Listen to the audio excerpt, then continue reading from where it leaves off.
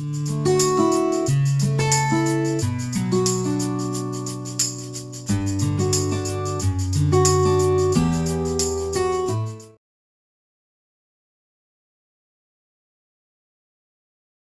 everyone, welcome to the new session. In the last session, we have seen the UV-Visible Spectroscopy introduction. That means from electronic transitions, the types of electronic transitions and the examples for those transitions, and also the shifts, the bathochromic shift, hypochromic shift, hypochromic shift and hypsochromic shift. About all these shifts and oxochromes, chromophores, all these concepts we have covered in the last session. And coming to this session, we are going to see the instrumentation and applications of UV-Visible Spectroscopy. So for this instrumentation, how a UV-Visible Spectrophotometer looks like?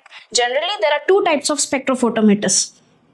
One is single beam spectrophotometer and another one is double beam spectrophotometer. Single beam and double beam spectrophotometers. So in order to measure the absorbance of a particular solution or sample, this spectrophotometer is useful for us. So there are two types of spectrophotometers. One is single beam spectrophotometer and another one is double beam spectrophotometers. Here if you observe, this is the instrumentation of UV-Visible Spectrophotometer. So this is double beam spectrophotometer. Here the single beam is getting splitted into two beams. So simply this is an example of double beam spectrophotometer. If you want to know about single beam spectrophotometer, simply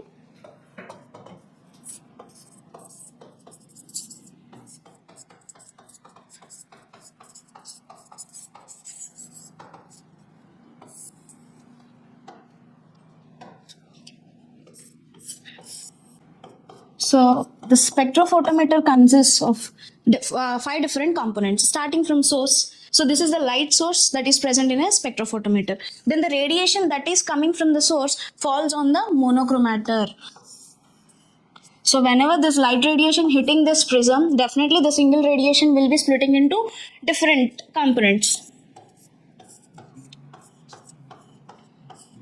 Then this radiation, this monochromatic radiation will be traveling through the split, reaching the sample solution. Here you have placed the sample whose absorbance should be calculated using this spectrophotometer. By this spectrophotometer, we can measure the lambda max of a sample where it is showing highest wavelength. So I have taken the sample in a sample holder. And after this radiation is passing through the sample, it comes out and reaches the detector. And finally, this detector sends the electrical signals to the recorder. So this is the recorder. In this recorder, we can observe some peaks. It is just like a monitor which displays the spectrum to us. So based on the peaks, number of peaks, where the peak is observing at specific wavelength, it is showing a peak, we can simply identify the maximum wavelength of a sample. So this is about single beam spectrophotometer. That means simply one radiation is getting interacted with sample solution. So now let us see about double beam spectrophotometer.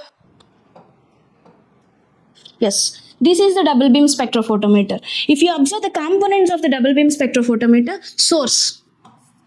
This is the source. The light source from where the light is coming.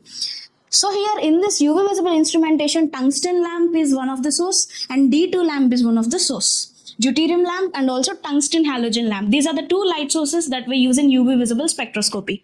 And coming to next part, monochromator. Monochromator is simply converting the polychromatic light into monochromatic light. So if you observe, it is entering from the entrance slit and it is reaching this monochromator. This monochromator converts the single radiation, that means polychromatic light, into monochromatic light. It is split into 7 colors and one color will reach, the radiation will reach the beam splitter. So here what will happen? The beam that is coming from the slit will be splitting into two rays. One ray will be traveling to the mirror and another one is simply falling on the sample solution.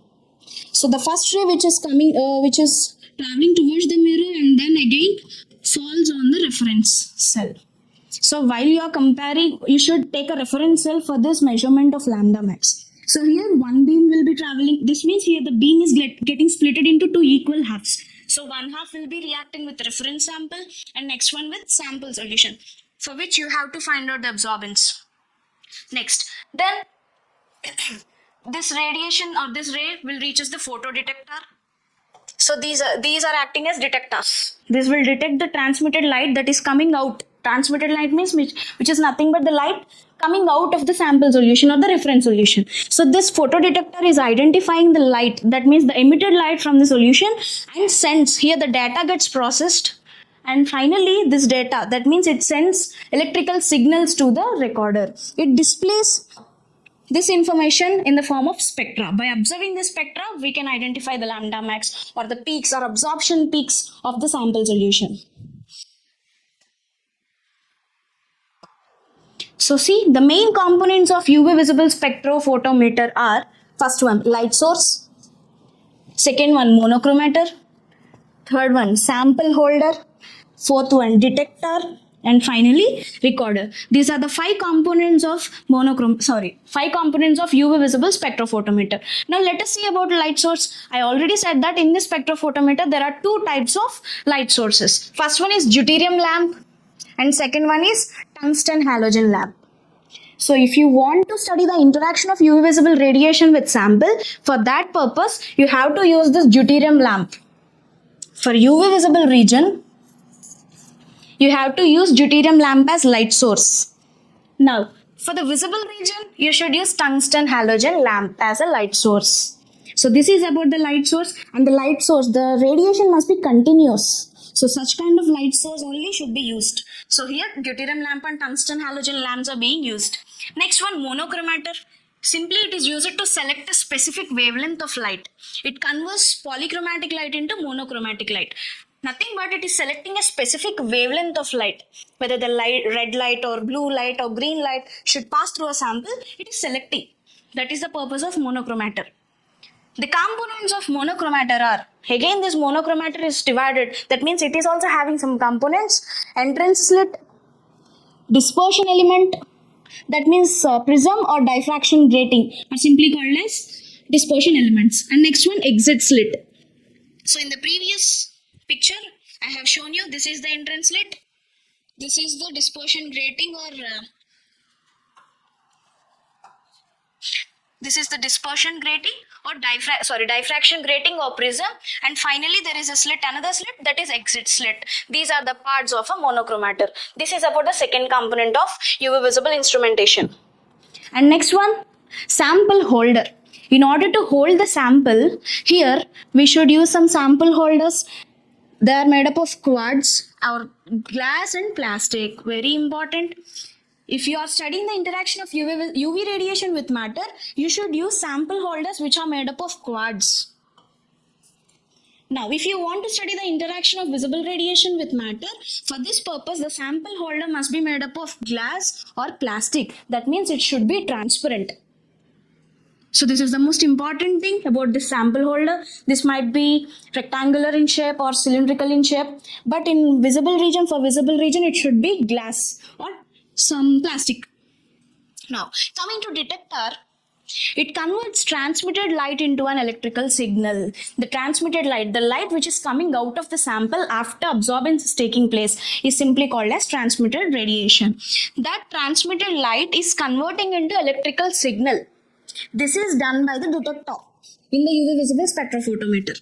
Now, so generally the most used detectors are photodiodes. See here, photodetector. So photodiode is simply used as a detector in this spectrophotometer. Next, finally, recorder. It processes and displays the detector's output based on the electrical signal that has detector sent to the recorder, identifies, it processes and displays the detector's output in form of a spectrum. So in form of a spectrum, it shows some signals based on the peaks where they showed the maximum wavelength. They could be studied under this UV visible spectroscopy. Next, This is all about instrumentation, the 5 main components of UV-Visible Spectroscopy and what are the things that are used for those. Next, coming to the next concept, that is applications of UV-Visible Spectroscopy.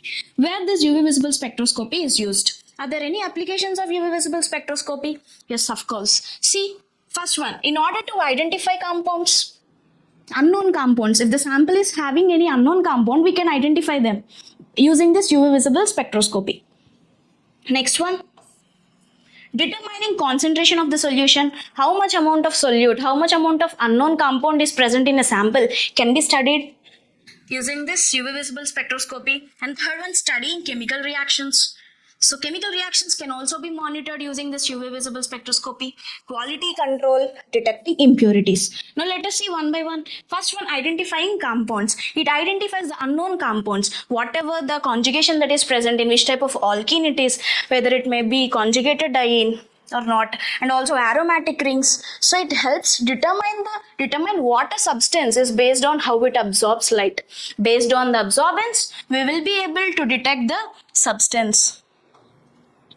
So simply it is used in identifying the unknown compounds. Second one, determining the concentration. Use it to find out how much of a substance is present in a solution. If I prepare KMnO4 by dissolving some amount of manganese, you can determine the amount of manganese that I have dissolved for this preparation using this UV-Visible Spectroscopy. That is what the sentence means. So using Beer-Lambert's law, it is useful to find out how much of a sample or substance is present in the given sample. And coming to third one, studying chemical reactions. So this UV-Visible Spectroscopy is helpful in monitoring changes that are happening in absorbance to follow the reaction peaks. Whenever the spectrum is being recorded, there will be some peaks appearing and disappearing. Simply it monitors. We can monitor the chemical reactions by using this UV-Visible Spectroscopy. That is one point. And next one, quality control. So this spectroscopy is also used in industries to ensure products meet required standards. So whether the products that the companies are preparing are reaching the standards or not, it can also be checked under this quality control. The quality of the product can be checked by using this UV-Visible Spectroscopy. And next one, detecting impurities. Helps find unwanted substances in a sample. Whatever the substances excluding the sample particles are all called as impurities. So in order to find out the impurities that are present in a sample solution, so this UV-Visible Spectroscopy is helpful for us. Apart from all these things, we can also determine the lambda max of a sample. Lambda max, the maximum wavelength that a sample is showing, can be determined by using this UV-Visible Spectroscopy. And it is also useful to determine the structures of vitamins. Whatever the structure vitamin is having, whatever the groups that they are having, can be studied under this UV-Visible Spectroscopy. Vitamins, structure. DNA concentration. The concentration of DNA can also be known by using this UV-Visible Spectroscopy. The concentration of DNA, vitamins structure, whatever the groups that are present in the vitamin structure can be known by using this UV-Visible Spectroscopy. And comes steric hindrance. So if you observe cis and trans isomers, trans show maximum wavelength. That means they'll show absorbance at maximum wavelengths. That means longer wavelengths. And when we talk about cis isomers, they'll show absorbance at minimum wavelength. That means shorter wavelengths. Based on the steric hindrance, we can say this is also helpful in determining that. And finally, these impurities. When you record the spectra, it will show some peaks. All the other peaks remaining the main peaks that we are observing simply indicates the presence of impurities. So based on the peaks that you are getting, we can say that the impurities are present in the compound. So just like this qualitative analysis, quantitative analysis, you can also use this UV-Visible Spectroscopy to determine the concentration or the sample which is present, the substance which is present in the sample solution, and the amount of substance that is present in the sample solution can also be determined using this UV-Visible Spectroscopy. So these are all the applications of UV-Visible Spectroscopy.